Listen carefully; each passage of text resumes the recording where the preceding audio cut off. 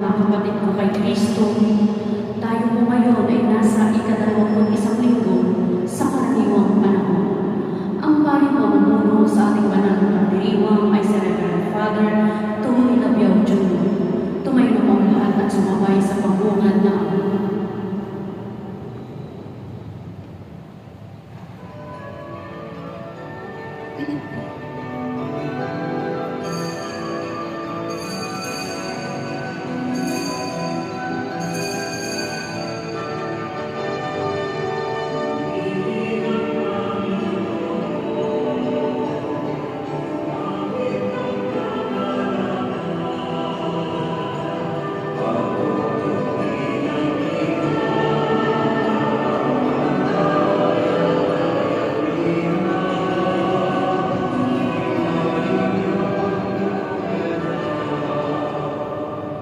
sisimulan namin ang banal na pagdiriwang sa ngalan ng Ama at ng Anak at ng Espiritu Santo. Amen.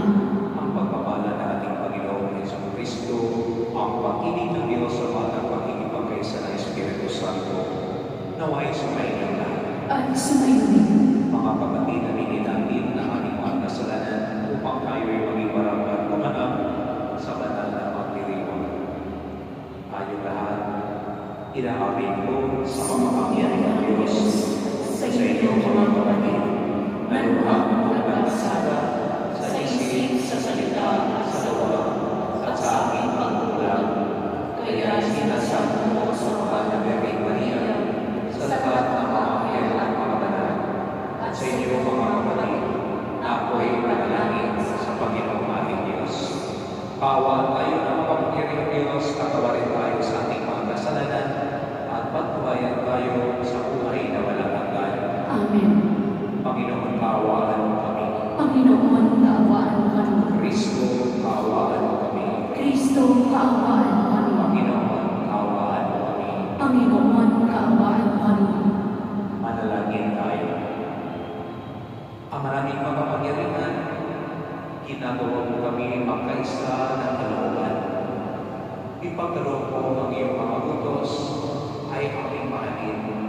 Ang iyong mga pangako ay hangarin naming tanggalin upang sa anumang pagbabago sa paligid namin, manatiling matatag ang aming uubig sa tunay na kasiyahan matatagpuan sa iyong piling.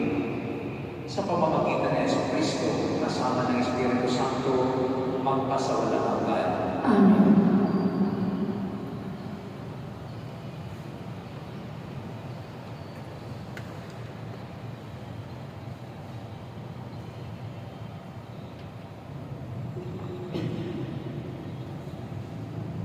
Pagbasa mula sa ikalawang sulat ni Apostol San Pablo sa mga Tesalonica.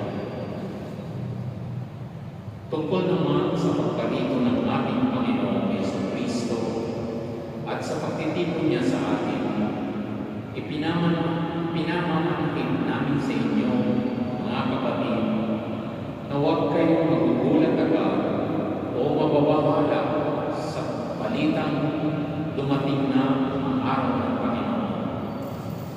Huwag kayong maniniwala kahit sabihin nilang ito'y ulaw o pahayag o kaya isulat na galing sa amin o sa anumang paraan.